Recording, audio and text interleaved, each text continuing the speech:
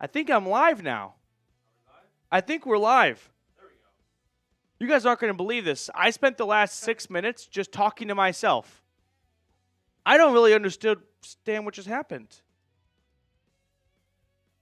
That was very strange. That was the Now I'm weirdest thing. live.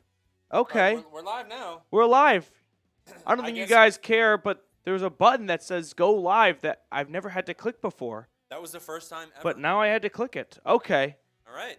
Well, let's start this all Start it over all again. over I again. was talking to Reed for the last 6 minutes in the studio. So here we go. Welcome on into a live edition of the Broncos Breakdown. Try number 2. So false start on our end. I think YouTube made some update or something because that was quite strange. But I was also a little concerned because I was like, shout out your city, and no one participated in the chat. And I'm like, wow, I am really boring right now. Okay, here we go. Let's start all over again. Take 2. Thank you guys so much for tuning into a live edition of the Broncos Breakdown with Denver playing the Bills in the wild card round on Sunday. I had to go live this week to maximize our time to get you guys as much content as possible going into the game. So shout out to producer Reed for having some flexible, and by flexible, I just mean long hours this week so we can get you guys as much content as possible. So now, shout out your city for me in the chat. Let me know where you are tuning in from. We've got David saying he's watching from Florida. I've got Matthew in the chat, Ty Man the Buckeye. I literally did a whole game time read, and I was like, man, no one is in the chat whatsoever right now. That was the weirdest thing. They don't usually- care. Yeah. Usually when we go live, everyone tunes in. And there Okay. were only 10 people. And I was like, uh-oh. Yeah, uh-oh is right. Denver Broncos fans in Denver. Is All Out Broncos fan here? Because I remember when we used to do Shout Out Your City before, they said they're from Buffalo. And I'm sure they are excited for the game coming to their backyard. Nearly 100 people tuned in right from the jump. 23 likes. A quick reminder to go ahead and hit that thumbs up button down below. It just kind of, broadcasts our signal to more Broncos fans out there. So it really does help grow the channel. Mark is in Fountain, Colorado. Cody's in Grand Junction. I've got Jose in California. Peyton's in Boise. Logan's in Utah. We've got England in the chat. Elias, where are you from, Matthew? Right now, I'm in Dallas, Texas. That's where Chat Sports is headquartered and located. So I'm in Dallas. Art is in North Dakota. We've got Columbia, South Carolina here. We've got Westminster, Colorado. Richard is in Denver. Keep shouting out your city for me in the chat. Let me know where you are tuning in from while I give a quick shout out to our sponsor today, which is Game Time. If you want to go to the Broncos-Bills game on Sunday, visit Game Time because they have an awesome deal. You can save $20 on your first purchase when you download the Game Time app and use code CHATSPORTS. This is the Broncos' first playoff game in a long time. We don't need to rehash how long it's been, 2015. But it's their first playoff road game in a much longer time. So make sure you do not miss out on any of the fun by visiting Game Time right now, using Game Time Picks, which filters out the fluff to show you only the best incredible deals out there. Terms apply, but download the Game Time app and use code CHATSPORTS for $20 off your first purchase. Use code CHATSPORTS for $20 off that first purchase. Terms apply when you download the Game Time app. I put all that information in the comments and description of today's video. Download Game Time today. What time is it? Game time. 120 people watching with us right now. Who you got? Broncos or Bills? Let me know in the chat who you got for Sunday's game. We've got a lot of good football. Wild card weekend, I don't think it's enough appreciation of sports weekends. We always talk, and rightfully so, about March Madness first round, Masters weekend. Wild card weekend, we've got 6, usually, hopefully, fantastic games of the best teams.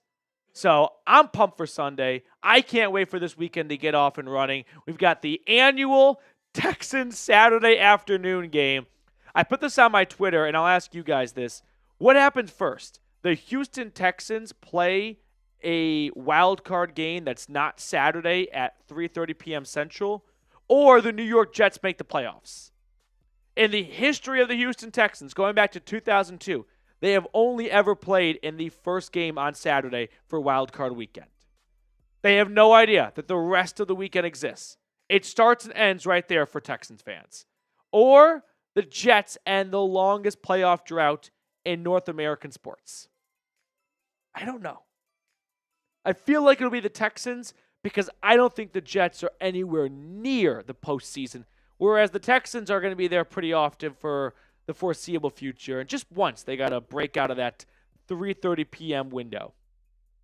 So I've got Jesse in the chat right now. I've got David and Eric. Bo Lever's typing DEN. The season has ended, DEN. Tyman the Buckeye. What's going on, Tyman? DEN. I've got Florian in the chat. What's going on, Florian? Appreciate you watching with us. We've got Dakota, Denver Broncos fan. If I send you something, can you please sign it for me? Absolutely, Denver Broncos fan. I'd be more than happy to. Mr. Key. Brad Panda is saying, y'all think we can really beat them? So there were a lot of Bills fans that were in the comment section of my preview video. And, I mean, that's what sports are all about. I would expect them to talk shit. I'd be concerned if they weren't talking shit.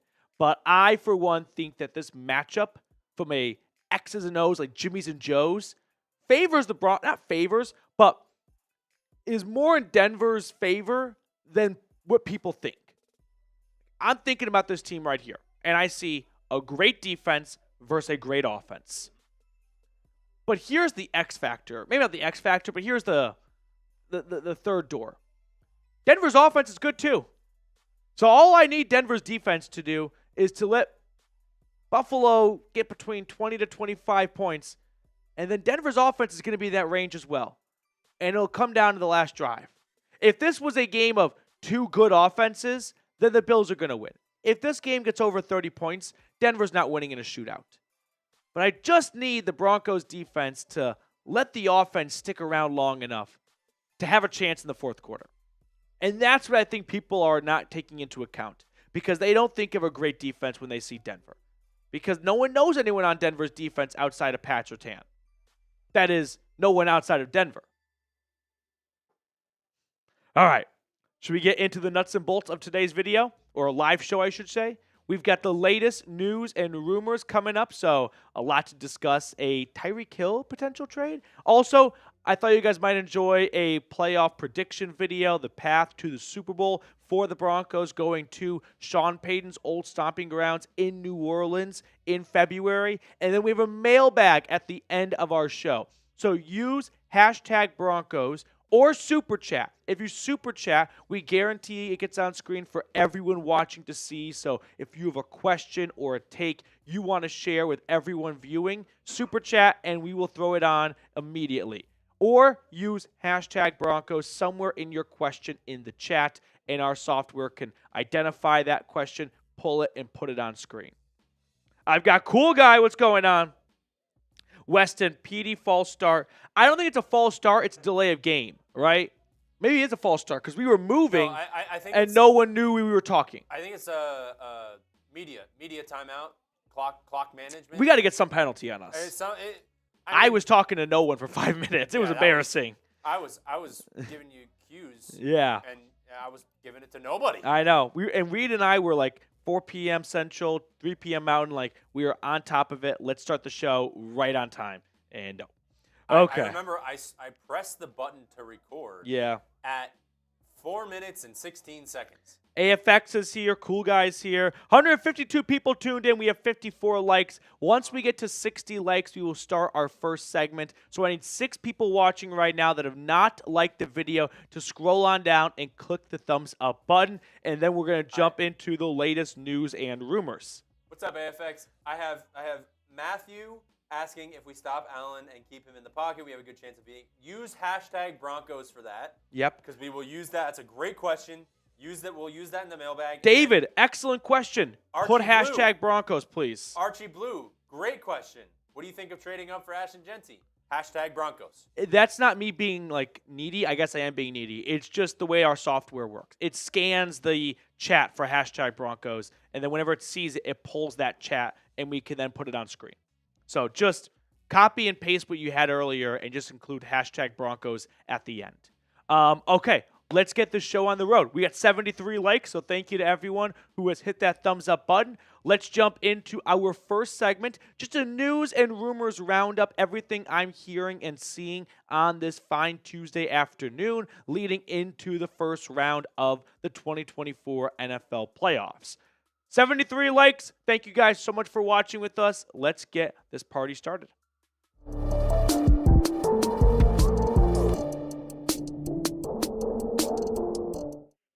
What's going on, Broncos Country? Coming up on today's show, we're going to talk about a potential Tyreek Hill trade to Denver. I'll explain more on that because it's definitely a long shot, but I wanted to keep you guys up to speed on some of the buzz out there. Also, Pat Surtain, Defensive Player of the Year chatter as the regular season has concluded. And remember, this is a regular season award. But quick reminder to go ahead and subscribe because we will be going live on Sunday, 60, 90 minutes before kickoff against the Bills. And we're going to have a watch party, and I don't want you to miss out on the fun. So hit that sub button down below if you haven't already. But let's talk about the Tyreek Hill rumor. So if you missed it, following the Dolphins game on Sunday and their loss to the New York Jets, which Denver's win is what eliminated the Jets from eliminated the Dolphins from the postseason, but they didn't help themselves either by losing the game. And Tyreek Hill spoke to reporters afterwards, and he was direct about his future, saying this: "This is my first time I haven't been in the playoffs. I just got to do what's best for me and my family. If that's here or wherever the case may be, I'm finna open the door for myself. I'm opening the door. I'm out, bro. It was great playing here, but at the end of the day, bro, I got to do what's best for my career. I'm just too much of a competitor to be just out there." Yet he's not a big enough competitor to finish the game because he left the game in the fourth quarter because he was just pouting and upset. This seems like a hurdle that the Dolphins cannot overcome. I mean, you got a player saying, "I'm out." That's a tough genie to put back in the bottle. So I think Tyreek Hill's time in Miami is over. And then to tack on to that, I've got the ESPN beat reporter for the Dolphins saying today, Dolphins wide receiver Tyreek Hill did not walk back his recent comments about a potential exit from Miami, but also never requested a trade during a meeting with the team this week, General Manager Chris Grier said Tuesday. A trade's coming. I mean, he's not walking back the comments? I don't know how much more clear he can be. Sure, he does not request a trade right now, but give it some time, and I don't see a world where he comes back to Miami. I think from a locker room standpoint, I've got Josh McDaniels saying that he left the game voluntarily in the fourth quarter, and they went over. That's not acceptable. Shocker. They're paying him $30 million a season, and he's voluntarily leaving the game. That's not going to fly with the ownership and the GM. Also, you've got players for the Miami Dolphins coming late to team meetings, getting fined over and over again. I wonder which player could be late for a meeting. Maybe the player that leaves the game early. So to me, it seems like Tyreek Hill's time in Miami is coming to an end. So I bring all this up because the Broncos, according to Vegas and the odds makers, are one of the favorites to acquire Tyreek Hill after the season. I mean, no trade can be done until the start of the new league year in the middle of March, but the folks over in the Sin City really like the Broncos to potentially add the speedster Tyreek Hill. So let's talk about the possibility of Denver acquiring the former Chief. It's the first year in a long time that he failed to reach 1,000 yards. I think it snaps like a 5-year stretch. I mean, go back to 2023, though, not too long ago.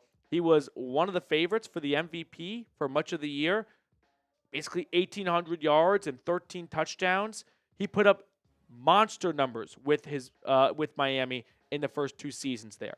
But there are some contract issues to work around. For starters, he has 2 years left on his deal. Now, that can be changed. When Stephon Diggs was traded to the Texans, he agreed to basically rip up his old contract and make it a 1-year deal so he could hit free agency again and get paid again. Unfortunately for Diggs, he tore his ACL, so in hindsight, not a great decision.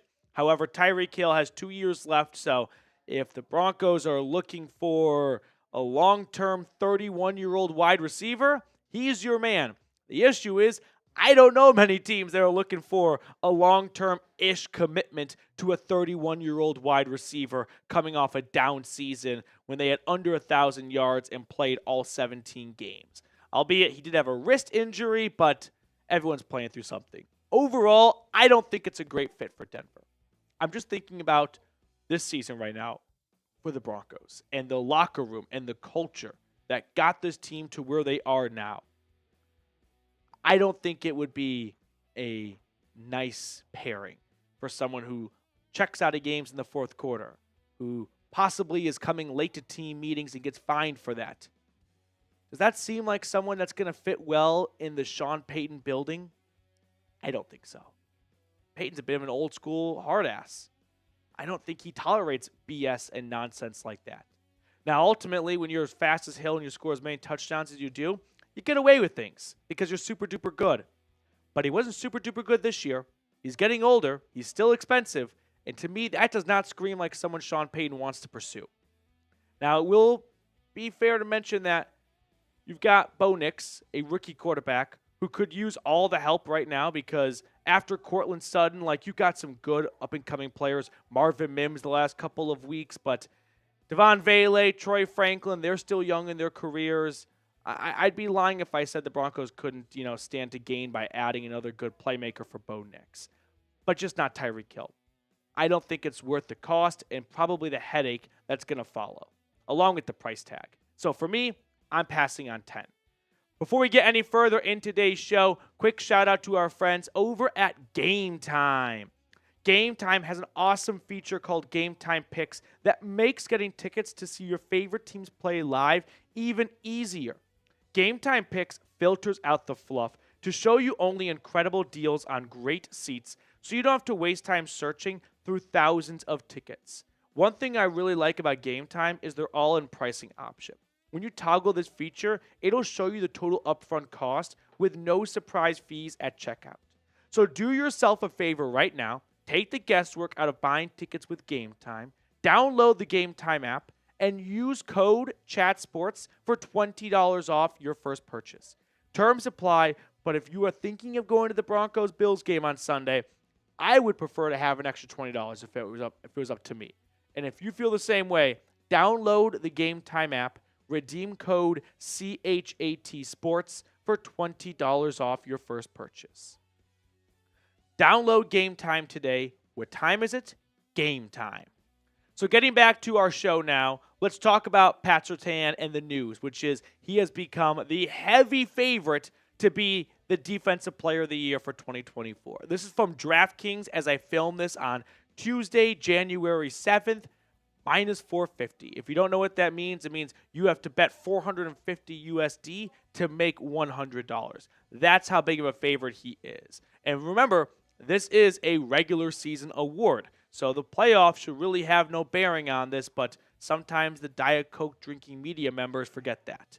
So Pat Surtain in the driver's seat for Defensive Player of the Year would be the first cornerback to win it since Stephon Gilmore back in 2020, and I'm here for it. I believe he is 100% deserving, and if I have to devote my life like a monk to back and defend Pat Surtain for winning the 2024 Defensive Player of the Year, I will do it. I will take a vow of silence, which I'm sure some of you would like, for a year if it's in solidarity with PS2 winning DPOY. Look at the numbers this year. 4 interceptions, including a 99-yard pick six. I love this, 11 pass breakups. Why isn't that a bigger number? No one throws his way. And when they do, 15 times, of the 15 times he got handed on the football, he intercepted it 4 out of that 15 times. 326 yards allowed. That's the lowest in his career. 2 touchdowns allowed, the lowest in his career. And he was the undoubted number 1 corner in Pro Football Focus's eyes, ranking first out of 116 qualifying players. There is not a doubt in my mind that Pat Surtain was the single greatest, most influential defensive player in football this season. Every single team that played Denver had to have a Pat Surtain plan. And there are some great influential players. Myles Garrett, T.J. Watt, Trey Hendrickson this season. And there are game plans for them too. But when I think about the stars of the receiving class, every time they play Denver this year, I mean, Brock Bowers, who's got a chance to be Rookie of the Year, blanketed. When Jamar Chase would go up against Pat Surtain on that Saturday Week 16 game, blanketed. PS2 faced a lot of really good receivers. Zay Flowers, Pro Bowler for the Ravens, blanketed. Every time he was on them one-on-one, there was nothing there. So every single team had a major headache whenever they played the Broncos named Patrick Surtain. So I'm stoked for him. I think he should win it. And if you agree with me, type 2 down below in the comment section.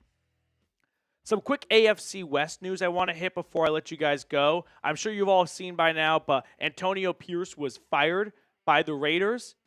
This is one of the most dysfunctional organizations in the NFL. I mean, for starters, I think that the Jets are the most dysfunctional. Then it goes Titans for what they did, and then probably Raiders now that I think about it. But we've got a lot of Raiders media members all over this right here. But Antonio Pierce being fired the day after he spoke to the media, keep in mind. It just screams the Raiders are going to Raider. And we couldn't really talk much shit because they took care of business against the Broncos year after year after year. But for the first time in a long time, almost a decade or so, no, 2 decades, they went winless in the AFC West. And I feel like there is green pastures coming up for the Broncos every single time they play the Raiders. I also want to revisit an old tweet of mine. I tweeted this out last year when the Chargers hired Jim Harbaugh. It was AFC West coaches Andy Reid, Jim Harbaugh, Sean Payton, Antonio Pierce. A lot of Raiders fans were triggered in my mentions and the replies. Let's revisit some of those now, shall we? Because they have not aged super well. What's up, Greg? Broncos haven't even beaten us since we moved to Vegas. We should probably delete this. 2-0 this year, and Antonio Pierce is gone. CK, give me Pierce over Payton if I had a choice. Good thing you don't have a choice, because that would be an awful one. Tired teacher. 8 losses in a row to the Raiders, yet the joke is on us. How many more years until the Broncos finally beat the Las Vegas Raiders? The question now is, how many more years until the Raiders beat the Broncos? So, who you got for Sunday? Because I know what team is not playing. The Las Vegas Raiders. They might have a scramble, a tea time somewhere in Las Vegas or Paradise Valley, but it is not in the postseason. So, Broncos or Bills, let me know who you got down below in the comment section. And while you're letting me know, I want to give one big special and last shout out to the Blue and Orange Club for all their support. Last shout out. We got more games to be played here. Slap Yourself, I Don't Give a Buck, John E., Anthony, Bobby, Rick, Daniel, CPJ, Bulwark, TYR. Thank you guys for always going above and beyond to support us here at the channel. Make sure you tune in, like I know all they will be, for our Broncos-Bills watch party this Sunday. I saw we had a super chat fly in, so let me know who you got down below.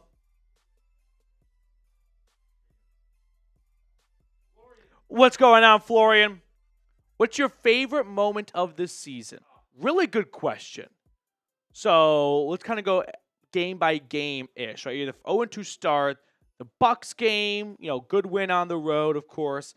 Jets come back home, and now you're starting to cook with gas a little bit. I don't know, that Pat Surtain pick 6 against the Raiders, that was pretty electric. 38-0 spanking against the Chiefs. Sure, backups, but that was still fun. That was enjoyable. That Pat Surtain pick 6 against the Raiders, it really felt like, okay, we got this Raiders monkey off our back. I'm trying to just kind of go through the rest of the season here of just great individual ones. I invite everyone watching to, let me know in the comment section. Mine is definitely the pick 6. That was electric. Yeah, the pick 6 was awesome.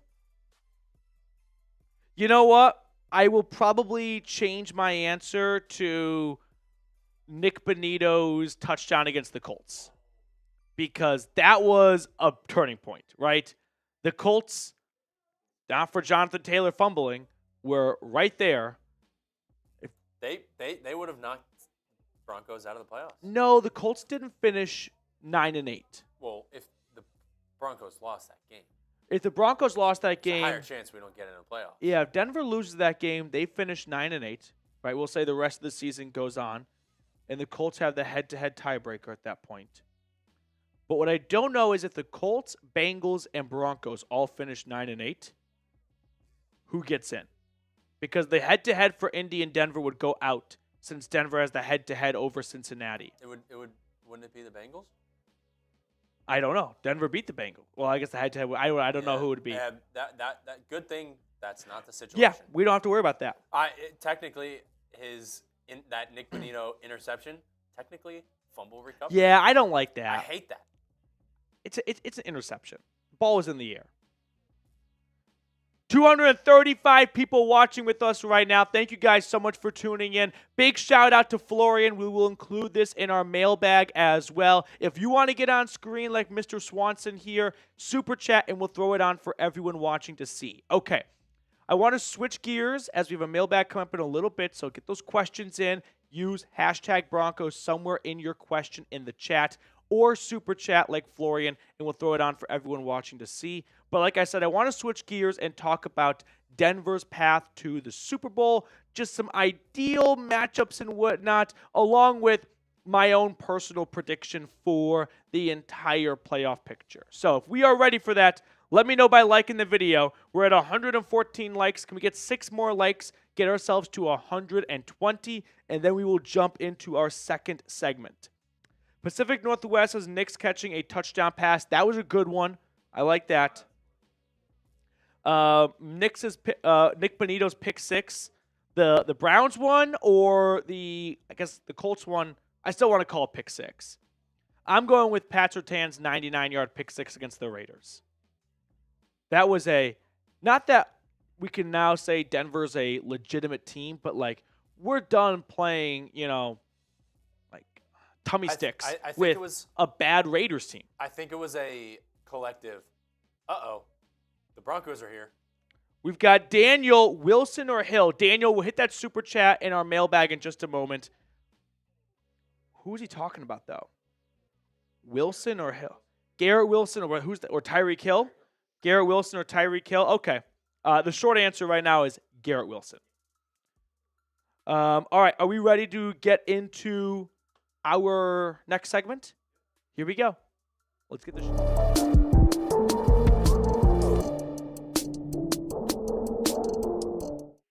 Coming up on today's episode, I want to talk about Denver's path to Super Bowl 59, along with my own personal playoff predictions for the AFC and the NFC. Welcome on in to the Broncos Breakdown by Chat Sports. I'm your host, Matthew Peterson. Let's revisit the playoff picture for both sides. We've got Denver traveling to Buffalo, Pittsburgh going to Baltimore, Chargers going to Houston, with the Chiefs sitting on their couch and watching. So, from the AFC side of things here, when it comes to what's an ideal path for the Broncos, chaos. I mean, it's Pittsburgh knocking off the Ravens. It's the Chargers losing to the Texans, because if they came down to it, I'd much rather face the Texans rather than the Chargers, since LA swept Denver, although it is hard to beat a team 3 times in a row, but I would prefer to play the Texans over the Chargers. So when it comes to, hey, what's the best path for the Broncos when watching games this weekend,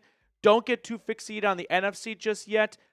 I'd say on Saturday night, root like hell for the Steelers, because I'd much rather face Pittsburgh from a matchup perspective than Baltimore after what happened the first time those two teams played in the Charm City. So that's the AFC playoff picture. NFC, we've got the Packers and Eagles with potentially both teams playing backups. Jordan Love left Week 18 with an elbow injury, and Jalen Hurts, as I filmed this during our live show on Tuesday afternoon, is still in concussion protocol. You've got the Commanders' first-year head coach Dan Quinn and rookie Jaden Daniels going to Baker and the Bucks. And then the Vikings, a 14-win team as a wild card, going to LA and playing Matthew Stafford and the red-hot Rams. So when it comes to rooting guide for that side for matchups that favor the Broncos more so than others, the Eagles are a team I don't want any part of right now. Although if they don't have Jalen Hurts, that's going to take a lot of the wind out of their sails. I'm not really all that threatened by the Packers or the Commanders from a matchup standpoint. I mean, Green Bay, winless in the division this year. I won't say that they are a candy-ass team, but not winless, sorry. 1-5 in the NFC North this year. They beat the Bears in Chicago after they blocked a field goal similar to the Broncos and Chiefs. So when it comes to NFC rooting matchup, obviously the Lions being a juggernaut are someone you'd like to see knocked out a little bit on the earlier side because I'd much rather avoid them in New Orleans. But let's not get too deep on the NFC side of things. We have to take care of business in the AFC first. So with that being said, let's now turn our attention to predictions for the wild card round and then for the divisional round. Starting with the AFC, Bills versus Broncos. I'm going to take the Broncos. I'm going to take the Broncos because I do think from a matchup standpoint, they match up very well with the Bills. The engine for Buffalo this year has been their offense. And the Broncos defense is slept on. Sure, a bit of a rough December, but I mean, a very nice building off game against the Chiefs backups, shutting them out, kind of re-energizing them, giving them their confidence, giving them their swagger back, because sometimes it's all it takes. It's a little bit of a mental thing. And I think if Denver's defense can just slow down Buffalo's offense, Bo Nix in the offense, which is, I'd say, an average offense, not one of the best, but far from one of the worst, if they can keep this a not low-scoring game, but just not a shootout, then Bo Nix in the offense going into the fourth quarter should have a chance. And if that's the case, give me Sean Payton over Sean McDermott. Moving on to the next matchup, Ravens-Steelers. It's ideal for Denver if the Steelers win, but I think the Ravens are ultimately going to honestly beat the crap out of Pittsburgh. Steelers have lost 4 games in a row. They are losing an identity on offense, and I think the Ravens, while last year, all-time, I guess, choke job, we'll call it, 1 seed, best chance of the Chiefs they're going to get, and they can't finish them off because they don't run the football. Hopefully, they learn from their mistakes, and I like the Ravens by a lot in this game. Texans-Chargers, I'm going to go with the Chargers. I think the Texans are frauds. I think they have greatly benefited from playing in a weak AFC South, and there is not a whole lot about them that really threatens me. C.J. Stroud, major regression year for him. Some good pieces on defense. Derek Stingley, Danielle Hunter, D'Amico Ryans as a coach does a fantastic job. But by and large, give me Harbaugh and the Chargers on the road. So that's the AFC side of things. The NFC side of things, in case you're wondering, Eagles, Packers. I like the Eagles in this one. Jalen Hurts or not, I feel like Saquon in that ground game can do just enough to help the Eagles get by with the backup who, by the way, Tanner McKee, played pretty well since coming in for a banged-up Kenny Pickett and Jalen Hurts. Buccaneers, Commanders, I went back and forth on this one. This is honestly after, probably the most unconfident I am in any of the matchups this weekend.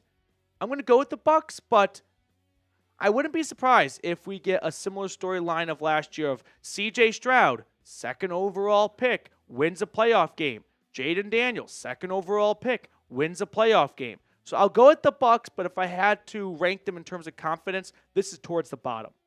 Rams, Vikings, I'm going to go with the Rams. I feel like the Vikings, while they can't be frauds at 14-3, I still like the way LA has been playing recently. It's not a vastly improved home field advantage. Both teams play indoors, so it's not like either one is out of their element. But I like the Rams to take care of business with the way they've been playing lately. Matthew Stafford, postseason experience versus Sam Darnold. Give me LA.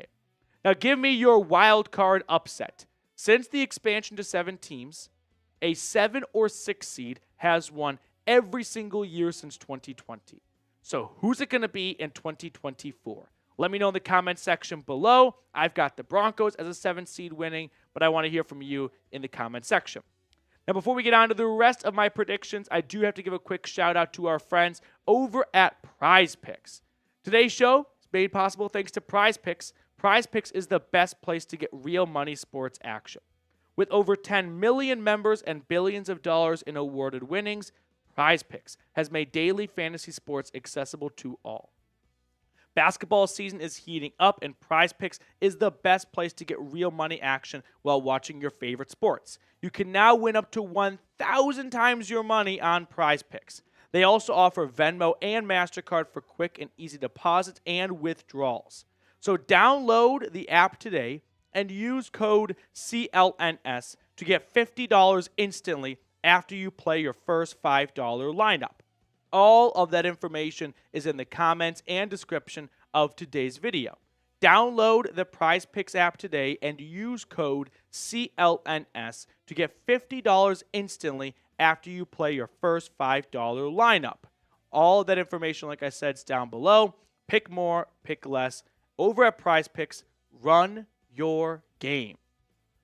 So let's get back to some predictions now. We're on to the divisional round, where it would be the one-seeded Chiefs hosting the Broncos, the lowest seed, since the NFL reseeds after each round. And this is going to be an AFC West must-see game. But I think it's not quite time for Bo Nix to slay Patrick Mahomes. And I understand that from a heart standpoint, you want to hear and see the Broncos beat the Chiefs. I'm with you right there. I think we can take a lot of pride out of making the postseason in year one, knocking off the Bills on the road, coming up short in Arrowhead, but feeling like we've got the right guy at the wheel, and the Mahomes-led Chiefs now have a real competitor in the AFC West for arguably the first time ever. Moving on, Chargers-Ravens. I'm going to go with the Chargers. I'm sorry, Ravens. I was about to say Chargers. No, I can't. Close your eyes and then picture the Chargers uniforms in Baltimore in January beating the black and purple Ravens. No chance. Those baby blues in Baltimore in January? Nuh-uh. I got the Ravens setting us up for another Chiefs-Ravens AFC championship game. Lions-Commanders. That's supposed to be Buccaneers. I'm sorry. Or maybe the last one's supposed to be Commanders. I think I might have flip-flopped a little around. So, Lions-Commanders. Yeah. We got to do some heart surgery later on. So let's start right here. Lions-Commanders. I'm going to go with the Lions. I just can't pick against Detroit. They are playing way too well. They're going to get healthy over the bye week. David Montgomery is supposed to come back. So give me the Detroit Lions at home in the divisional round. And then Rams-Eagles. I'm going to take the Eagles. I keep saying the first team in the front there. That's why. I'm going to do the Eagles here. I like what Philly has been able to do all season long. I mean, they had a little bit of, I wouldn't say a rough start to the season, but they really got into a groove as the season progressed, and I like Philly, so give me the Eagles over the Rams. LA coming to Philadelphia, that's not an easy matchup for Stafford and company. I like the Eagles. So that brings me to my Super Bowl prediction, with it being the Eagles and the Lions. And I've got the Lions advancing and the Ravens knocking off the Chiefs and going all the way to New Orleans. And in this Super Bowl matchup between the number 3 seeded Ravens and the number 1 seeded Detroit Lions, I am going to take the Baltimore Ravens to win their first Super Bowl since 2012. Lamar Jackson gets his first ring. I think the Ravens are not an unstoppable force, but their defense got off to a slow start, and they have really gotten better as the season has progressed, and we know how high-flying that offense is, and I think that might be just too much for Detroit to slow down, so I like the Ravens to win it all. Give me your Super Bowl prediction down below in the comment section. Let me know who you got in the Super Bowl 59 in New Orleans. That's going to do it for us on today's episode. Thank you guys so much for tuning in. Make sure to subscribe down below, and I'll see you guys later with more Broncos news and rumors. We got a mailbag coming up next, so get those questions in. I've got Jason in the chat. 230 people tuned in. Appreciate everyone for watching. Just let me know who you think's going to win, or your matchup if you want to go the extra mile. T-Rex says Vikings and Chiefs. Okay, we've got some supers to catch up on here. Daniel, Wilson, or Hill. I'll give you a much more thorough answer in the mailbag, but Garrett Wilson, without a doubt. He's younger, and I don't think he's better than Tyreek Hill right at this moment, but the longevity factor is too much to ignore. We've got Chinook. Do you think the Broncos can upset the Bills? I do. I really do believe in my heart that the Broncos can go into Buffalo and upset the Bills. I mean, from a weather standpoint, there's not an advantage for Buffalo. And then from a Jimmy's and Joe's X's and O's standpoint, Denver's defense, if they come to play, they can really slow down Josh Allen and allow Denver's offense to have a chance in this game. And I love the idea of the Broncos defense making a big stand or making a big play in the fourth quarter. I do. I do think from a matchup perspective, the Broncos are one of the teams that can match up nicely with the Bills because other teams might try to get in a shootout with Buffalo, and that's a bad idea. Denver's not trying to get in a shootout. They are trying to win with their defense, and that defense can win them games. And the offense has had no issue with putting up a lot of points this year. They've had plenty of high-scoring affairs, so if they need to get into a high-scoring, not like shootout, but, 27-24, Denver's offense is capable of putting up 27 points. You know what I mean? If the Bills' offense scores 24, it's not like, oh, crap, Denver's only path to victory was keeping the Bills to 2 touchdowns. No. Bills can score 3 touchdowns, and the Broncos' offense is capable of scoring more. Are we ready to jump into a mailbag? Use hashtag Broncos or Super Chat like everyone right here just did, and we'll hit those questions in our upcoming mailbag.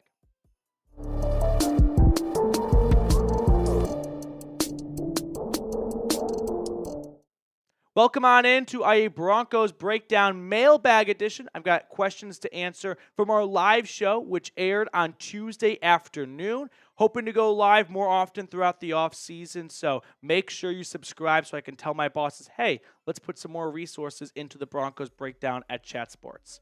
First question coming in via Super Chat from Daniel. Garrett Wilson or Tyreek Hill? I would go with Garrett Wilson and not think twice about it. Now, I don't think the Jets are actively looking to trade Garrett Wilson. I think if they bring back Aaron Rodgers, there could be a problem, but I don't think they are going to bring back Aaron Rodgers. I think it's likely Rodgers retires, so that will kind of solve itself.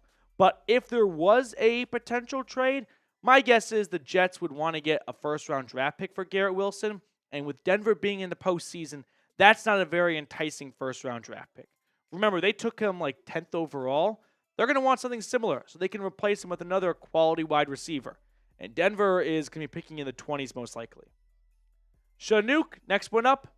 Do you think the Broncos can upset the Bills? Yes, I do. And I'm not just saying that to puff my chest and give you guys something to drink and slip on. I believe that the matchup is nice for Denver. The Bills have a high-powered offense, and the Broncos have a very stout defense.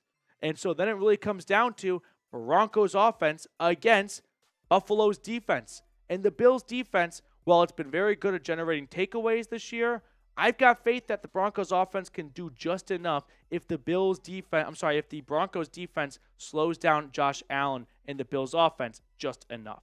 Other teams might try to get in a shootout with Buffalo. That's a recipe for disaster. They're going to win in a shootout. And if this game becomes a shootout, the Bills are going to win. But if this game is 20-20 going into the fourth quarter, Broncos defense has them right where they want them, with an opportunity for their offense to take the lead in the fourth quarter. So I really do believe Denver's got a chance of upsetting Buffalo. Peyton J, do you take Ashton Jeanty, Cam Skattebo, or Warren in the first round? As a BAU student, I would love Jeanty, but I also very much see the appeal of Warren. May I offer you Cam Skattebo? Because the more I watched him at Arizona State, the more he reminded me of times of Taysom Hill, who was a great fit for Sean Payton in New Orleans. Someone who can throw, run, and catch. So keep an eye on Cam in rounds 2 and rounds 3 of the draft as someone the Broncos might target as Sean Payton's next Taysom Hill. Matthew, next one up on the show. What is the most important plan to beat the Bills, offense or defense? Defense. If Denver's defense no-shows, they have no chance. If Denver's defense surrenders 30 points, they have no chance. Denver is not winning this game 35-32. They are winning this game 24-21. I don't need the defense to come out and pitch a shutout, but I do need the defense to slow down Allen and the Bills just enough for what I believe is like a middle of the pack, good above average Broncos offense to just have a chance, have a shot. And that starts with the defense giving them a shot. If Denver's offense has to be perfect on every single drive because Buffalo scores on every single one of their drives, they're going to get outpowered and outmanned over 60 minutes. It's definitely the defense. David Yates, which of our players do you think will be a game changer for us to win? So, a few weeks ago, I did a video on a bit of a rising piece for Denver, and word got out on Marvin Mims. So, Buffalo is going to be keying in on 19, who has had a really strong ending to the regular season. So, I'll go with maybe a more unique answer because Marvin Mims is no longer a secret to the NFL. I'm hoping or assuming that any good coach will have picked up on the way he has played to close out the season. So, another rising piece, another game changer for the Broncos. Let's go with, how about Cody Barton? Since taking over from Alex Singleton as the top linebacker on this team, he's done a phenomenal job. And he's going to be in for a long day, spying on Josh Allen, trying to keep him in the pocket, not letting Allen beat the Broncos with his legs. And I think if Cody Barton has a great game and you see Josh Allen get 4-yard runs instead of 10, 11, 12-yard runs, that's going to frustrate Buffalo's offense. So I'll go with Cody Barton on the defensive side of things. Aiden, what's more important for us to draft? Running back, tight end, or wide receiver? Great question, Aiden. Let's say Denver's picking somewhere in the 20s. You know what I mean? Obviously, ideally 32, but I would say the biggest need for Denver is running back. And then the next question you ask yourself is, how do you rank these positions in terms of value? For me, it goes wide receiver, running back, tight end. I'm confident enough in the wide receiver unit right now to hit pause on addressing the wide receiver room for later in the draft and then addressing running back. I would love nothing more than for Denver to go out there and get Ashton Genty in the first round because they have not had a 100-yard rusher since Latavius Murray at the end of the 2022 season. They need to go get a star running back. They are long overdue for one. So I'd go with running back. It's more important than tight end, which Denver definitely does need help at, but tight ends can only influence the game so much. Running backs have a greater influence, in my opinion. The Lord of Liberty. What do you think of switching Lil Jordan Humphrey to tight end? He is one of their better run-blocking wide receivers. I don't know if he's really got the frame to be a tight end, to really stick him on the offensive line. There's a bit of a switch going from blocking corners to blocking defensive ends, chipping Myles Garrett and TJ Watt, and then taking on linebackers. I don't think it's probably the best move for Lil Jordan Humphrey unless he wants to add some serious LBS over the offseason, but I can see the idea behind this one. Before we look at the other questions on today's show, I do have to give a quick shout out to our friends over at Game Time. Game Time has an awesome feature called Game Time Picks that makes getting tickets to see your favorite teams play live even easier. Game Time Picks filters out the fluff to show you only incredible deals on great seats so you don't have to waste time searching through thousands of tickets. One thing I love about Game Time is they offer the Game Time guarantee. If you find tickets in the same section and row for less, Game Time will credit you 110% of the difference. So take the guesswork out of buying tickets with Game Time. Download the Game Time app and redeem code CHATSPORTS for $20 off your first purchase. Terms apply. Again, create an account and redeem code CHATSPORTS for $20 off. Once again, if you want to go see a Broncos game, maybe this Sunday in Buffalo, or you want to see a Nuggets game or an Avs game, do it with Game Time. Download Game Time today. What time is it? Game time. Octavio Rodriguez, longtime viewer of the channel. As Broncos fans, do we want the Chargers to lose this weekend or win to show how good the AFC West is? Personally, I want them to lose. If this was college football, you'd probably want them to win to boost your resume, right? But it ain't college football. So definitely lose, right? You don't want that locker room to start learning how to win playoff games. They haven't done that in ages. So everyone should be rooting for the Texans over the Chargers. Last thing you need is 53 guys in LA learning how to finish games. something the Chargers have not been able to do for their entire existence. Jaden, if Warren is off the board, who should we take? Loveland or a running back or wide receiver? Tyler Warren, excellent tight end from Penn State. I would say Colston Loveland. That's the Michigan tight end who did not have a phenomenal statistical season this year. They also were running a 1920s offense. Michigan could barely complete a forward pass.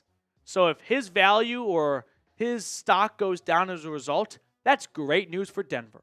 Because if they had a competent offense, he'd be going, I think, earlier than where he is projected. So I would say if Warren is off the board and you can't get Ashton Genty, then Colston Loveland. If I really had to rank all three guys, I'd probably go like this, right? Let me give you one for all four in rankings. Number 1 is Ashton Genty. Number 2 is Tyler Warren. Number 3 is Colston Loveland. And then number 4, I'll say, is Luther Burden, the wide receiver out of Mizzou. Jaden, appreciate your question. And we got another question coming in from Urban Figure at the Super Chat. Urban, sorry, we're having some issues with the technical side of things here. Jim is in the chat. You want to just, and you just want to build that manually really quickly? Yeah, just push it across. DFW Beast, if we beat the Bills and the Chiefs, do you think we can win the Super Bowl? If Denver slays the 1 and 2 seed, they are winning the Super Bowl. It is the ultimate Disney plot ever. They will be the next New York Giants taking down the undefeated New England Patriots. I would have zero doubt in my mind if they can get to the AFC Championship game, they're going all the way. They will have accomplished the toughest games already. So even if they're playing the Ravens, who curb stomped them, let's just call it what it is, earlier this season, if they slayed those Dragons, I'm taking Denver all the way, DFW Beast. Appreciate your question. Thank you so much.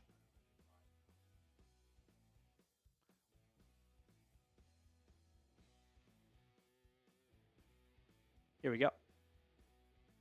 Just put it on. Next question coming in via Super Chat from Urban Figure. Jonathan Cooper and a second rounder for Garrett Wilson. No. Sorry, let me back up. No, this would not happen. You don't trade away someone you just gave a contract extension to. And you're not trading away Nick Bonito. So, while this might work in Madden, in reality, no. Would I do this? Probably not. I think Cooper, and if you hit that second rounder, that tandem can be more impactful to you than Garrett Wilson. I think Garrett Wilson's very good. 3 straight 1,000-yard seasons for the New York Jets. But I don't think he is an absolute world-class receiver where he outweighs a guy with 10 sacks and a second-round draft pick. I say no to this, Urban. Weston Berger. Who should we get if Vance Joseph leaves for a head coach on another team? Also, who are our opponents for next year? So, Weston, I like the second half of this question because, believe it or not, that is my video I am filming on Wednesday. So, I'm not going to spoil it, but you actually read my mind here. But the shorter answer is they are playing the third-place teams around the NFL, and then I believe they are playing the AFC South. So, we'll look at that in a little bit. But, anywho, that's tomorrow's video, so don't cuck me right now and reveal my entire video for Wednesday. Weston, as for replacing Vance Joseph, a couple names that come to mind. Robert Salah, former DC of the Niners, fired as the Jets head coach. He'd be an incredible hire. Bengals defensive coordinator, Lou Anarumo. I don't think he was a bad coordinator. I just think that they had bad personnel and maybe a change of scenery was necessary. But I think they will regret firing Lou. I also don't think that Vance Joseph is going to get hired away this year. Possibly next year, but I think for his second head coaching stint, there has to be a little bit of a longer trial at the coordinator job, right? I'm guessing Vance Joseph is not going to land a head coaching job. Plus, there's 6 openings right now. The Raiders aren't going to hire him. I doubt the Saints go from one defensive coach to another. So the Bears, they need an offensive guy for Caleb Williams. Like, you just really start limiting your pool. I don't think this is the cycle for VJ. Cool guy. If the Broncos keep their momentum, if the Broncos keep their momentum, you think carrying it onto the Bills could win them the game? Yeah, I do. I do think the Broncos have a better chance of winning this Sunday than most people want to give them credit for. Everyone's picking Buffalo without thinking, and I get it. The Bills were awesome this year. They're the 2 seed for a reason. But the Bills have a track record of choking in the postseason. Let's acknowledge that. And I like Denver's matchup with the Bills. Broncos defense against the Bills offense. Florian Swanson, we'll end with this one right here. What's your favorite moment of this season? A lot of good moments across the 10 wins. I'm going to go with Pat Surtain's 99-yard pick six against the Raiders, though. Not that it was a tone setter. The Raiders aren't a great team. But it did get the annoying monkey off the back of Denver's inability to knock off the Las Vegas Raiders. And that paved the way for them sweeping the Raiders for the first time in a decade. So I'll go with the 99-yard pick six from PS2. That will do it for us on today's show. Thank you guys so much for tuning in. If you have a question, join us for our live show next Tuesday here on the channel. Apologies for the start and stop moments throughout the video. Just had a technical issue pop up. 163 people tuned in right now. Thank you guys so much for watching. We're going to sign off. Let you guys get on with the rest of your Tuesdays. Thank you for tuning in. Hope to see everyone on Sunday for our watch party. And go Broncos until then.